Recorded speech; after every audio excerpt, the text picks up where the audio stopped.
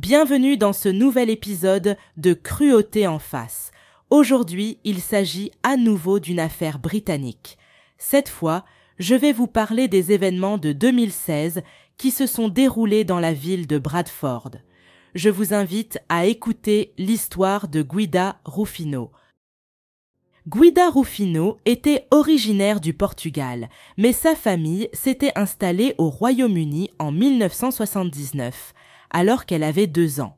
Guida et sa famille avaient quitté le Portugal pour émigrer au Royaume-Uni afin que son père puisse poursuivre ses études universitaires. Ils n'avaient prévu de passer que quelques années en Grande-Bretagne, mais ils ont été tellement impressionnés par le niveau de vie qu'ils ont décidé de rester. Dès son plus jeune âge, Guida était une enfant joyeuse et toujours souriante. Au fil du temps, il est apparu qu'elle était également très ambitieuse. Outre l'anglais, elle connaissait l'espagnol et le portugais, et, à la fin de l'école secondaire, elle pouvait également communiquer en russe et en allemand. C'était une jeune fille qui avait compris que, si elle voulait obtenir quelque chose, elle devait travailler dur. Mais elle savait aussi qu'à son âge, il était important de rester en contact avec ses amis et de passer du temps avec eux. Guida aimait sortir avec ses amis à des fêtes et rencontrer de nouvelles personnes.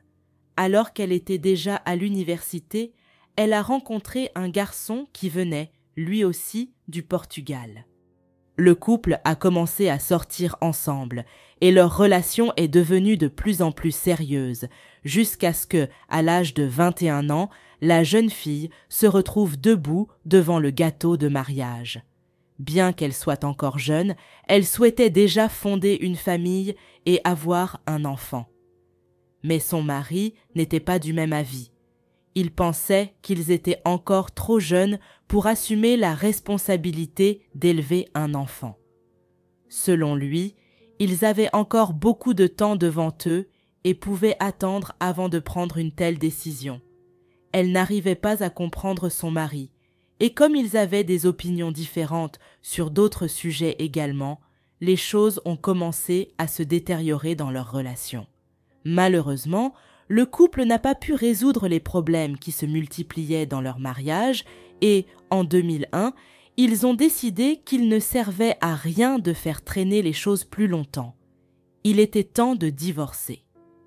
Lorsque Guida s'est retrouvée seule, elle s'est lancée dans ses études, a obtenu son diplôme avec mention et a fondé avec un ami une entreprise à laquelle elle consacrait tout son temps libre. L'entreprise fonctionnait de mieux en mieux et grâce à l'argent qu'elle parvenait à gagner, elle a pu acheter une maison avant l'âge de 30 ans. Elle a décidé d'acheter une propriété près de la maison où vivaient ses parents. Elle était incroyablement heureuse d'avoir obtenu tant de choses grâce à son travail acharné. Mais, malgré sa réussite professionnelle, il manquait encore quelque chose dans la vie de Guida. Elle approchait déjà de la trentaine et était toujours seule. Toutes ces années après son divorce, elle n'avait pas réussi à trouver un homme avec qui elle voulait vivre. Un homme qui pourrait devenir le père de ses enfants. Elle avait toujours rêvé d'être maman. Elle s'était rendue compte qu'elle prenait de l'âge et qu'il ne lui restait plus beaucoup de temps pour avoir un enfant. Elle a donc décidé de changer de tactique. Puisqu'elle ne pouvait rencontrer un homme de manière traditionnelle, elle a commencé à chercher l'amour sur Internet. Après tout, il y a tellement de sites et d'applications de rencontres, de nombreuses personnes parviennent à rencontrer leur moitié de cette manière. C'est ainsi que Guida a rencontré Anthony Roberts, 34 ans. À 32 ans, la jeune femme était ravie de l'homme qu'elle venait de rencontrer, qui s'était montré exceptionnellement gentil dès la première rencontre. Anthony, que ses amis appelaient Tony, était assistant pédagogique dans une école primaire. Travailler avec des enfants lui apportait beaucoup de satisfaction. Et quand il ne travaillait pas, il aimait passer du temps à la salle de sport, ce qui lui permettait de rester en forme. Guida et Anthony se retrouvaient de plus en plus souvent, seuls ou avec des amis. Ils sortaient souvent dans des clubs où ils pouvaient rencontrer leurs amis. Les choses s'amélioraient entre eux, et Guida était convaincue qu'elle avait enfin rencontré un homme avec qui elle pourrait fonder une famille.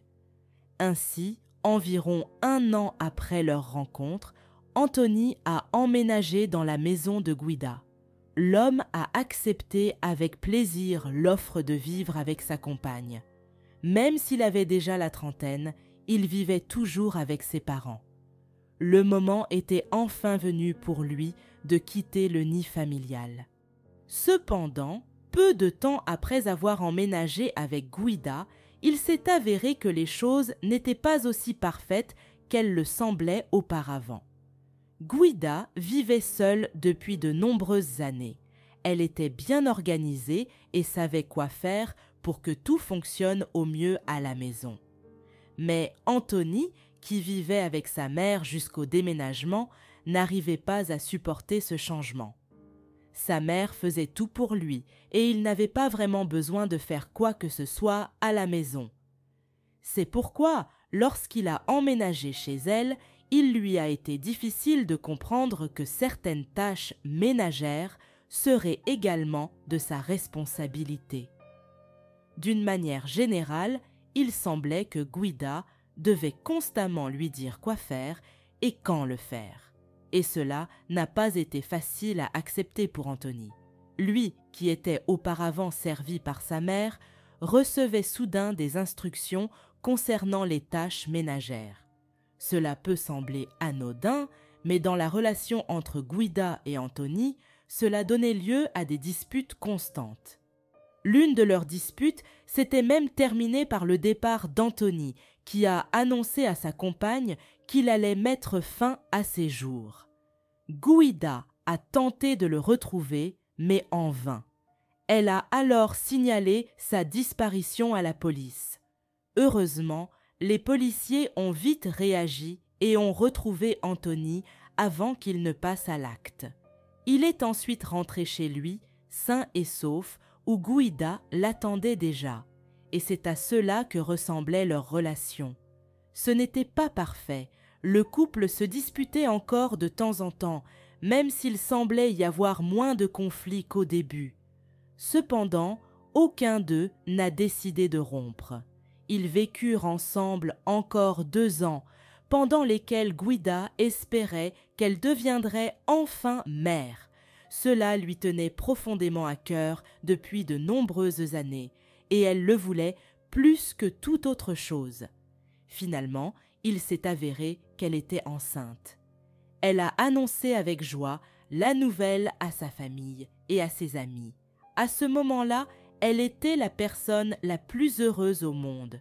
Tout le monde autour d'eux voyait à quel point Anthony et elle se portaient bien et considérait qu'ils avaient tout ce que l'on peut attendre de la vie. Ils avaient chacun un travail satisfaisant, une maison, et leur bébé allait bientôt venir au monde. Ce n'est qu'après la naissance de leur fille, en 2013, qu'Anthony n'a pas vraiment pu accepter les changements que cela impliquerait. Il ne pouvait plus se permettre de sortir avec des amis chaque semaine. Ils étaient désormais les parents d'un nouveau-né, dont ils étaient entièrement responsables. Ils devaient consacrer tout leur temps libre à leur fille.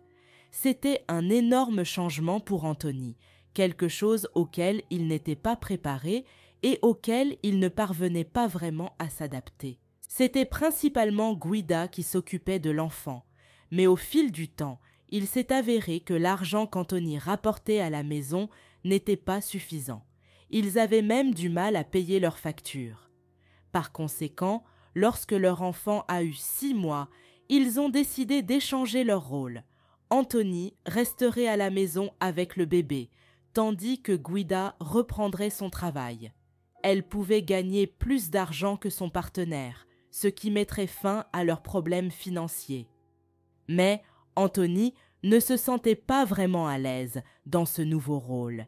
Il était souvent fatigué de s'occuper de l'enfant pendant que Guida travaillait.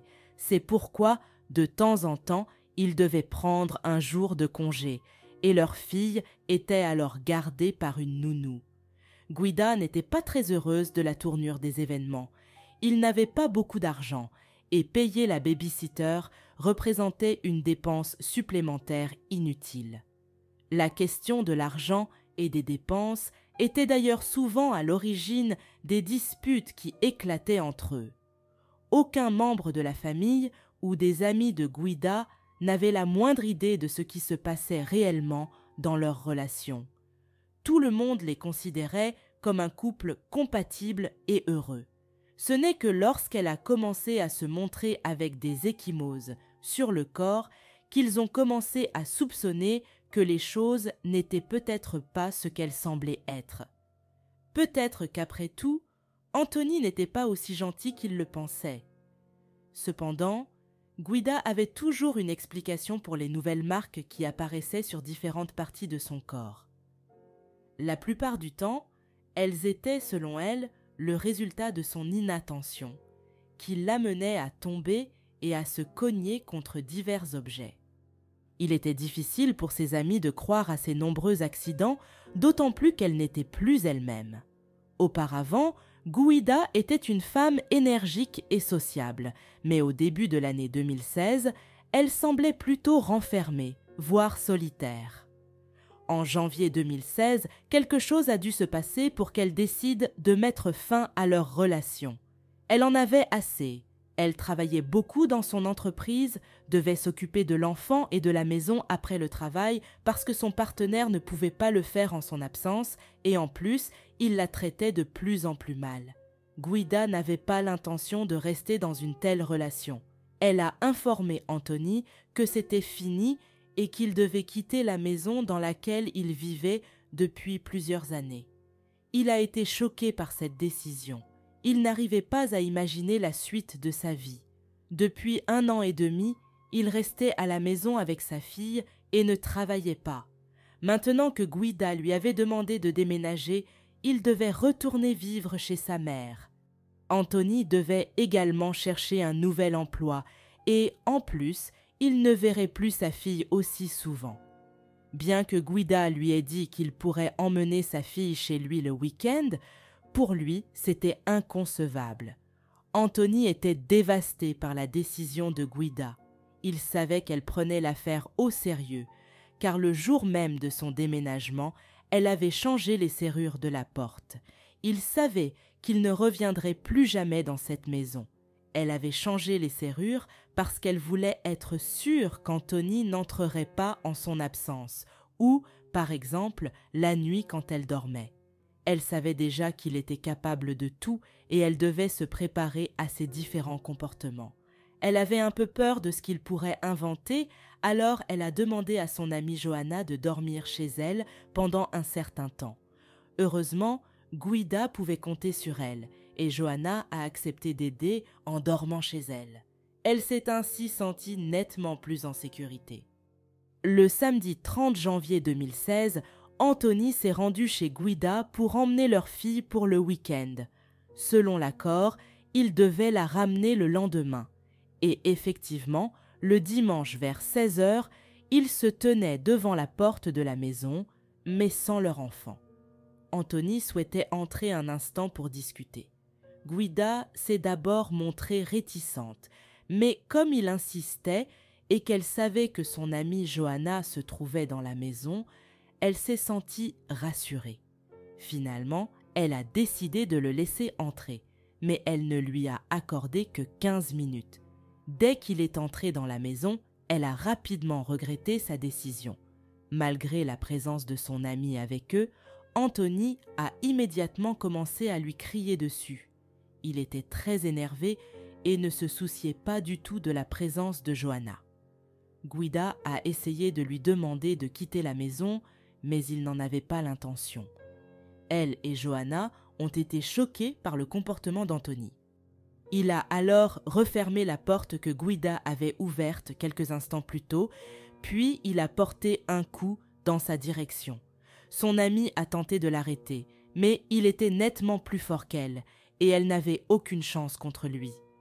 Tout ce qu'elle pouvait faire, c'était regarder Anthony donner plusieurs coups de pied à Guida, puis l'asseoir sur une chaise et lui attacher les mains avec du ruban adhésif. Lorsque Guida ne pouvait plus bouger, il lui a donné un autre coup, cette fois dans le ventre.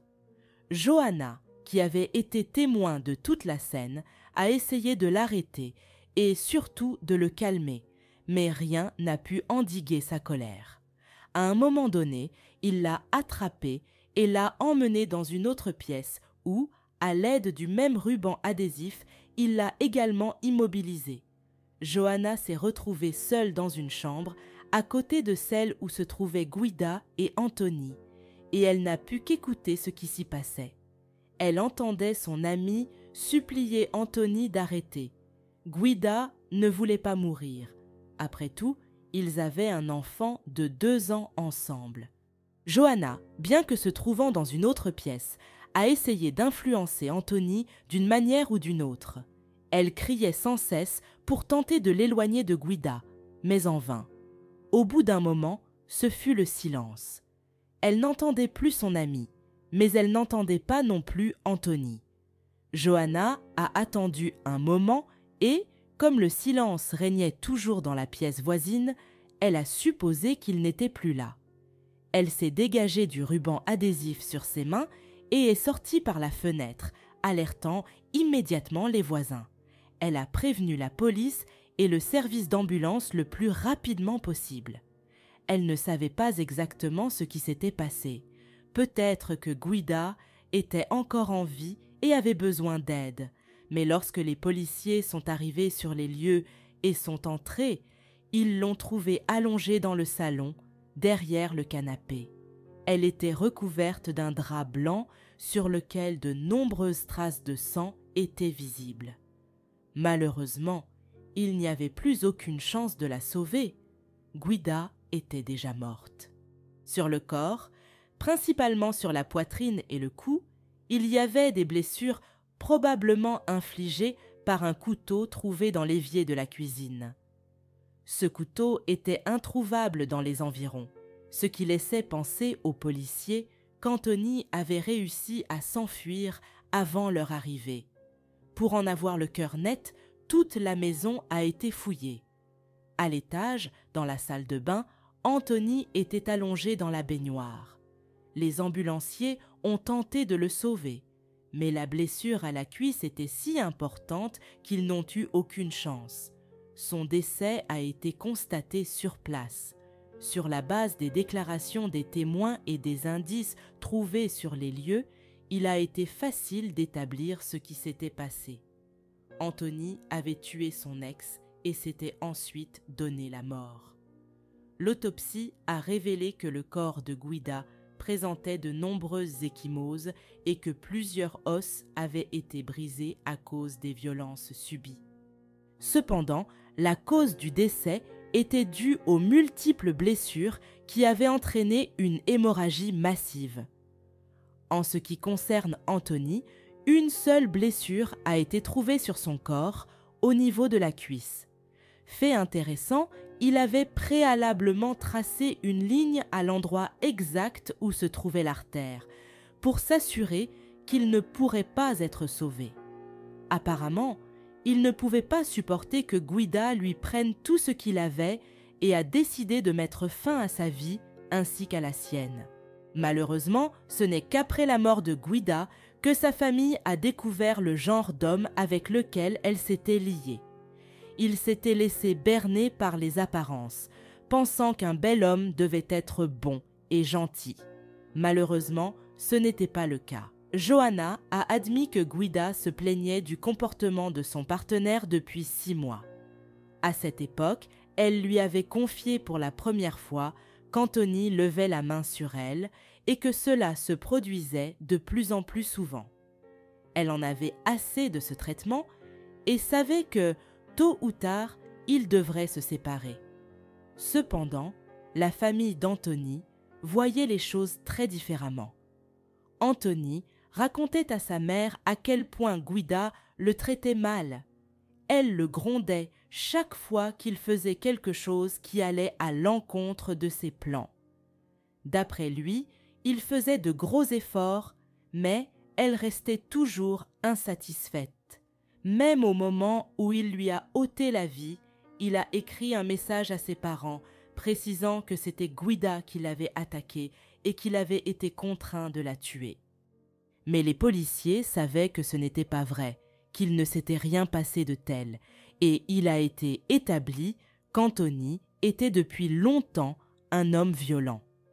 Son comportement agressif avait été signalé à la police à plusieurs reprises dans le passé, non seulement à l'égard de ses partenaires féminines, mais aussi envers ses parents et d'autres hommes. Manifestement, il avait du mal à contrôler son comportement. Les parents de Guida ne comprenaient pas pourquoi leur fille n'était pas venue leur parler de ce problème. Peut-être qu'ensemble, ils auraient trouvé une solution plus rapidement et que ce meurtre n'aurait pas eu lieu.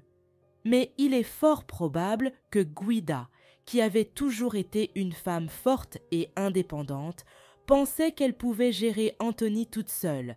Elle ne pouvait pas imaginer que l'homme qui lui avait donné tant de bonheur avec la naissance de leur fille finirait par lui ôter la vie ainsi que la sienne.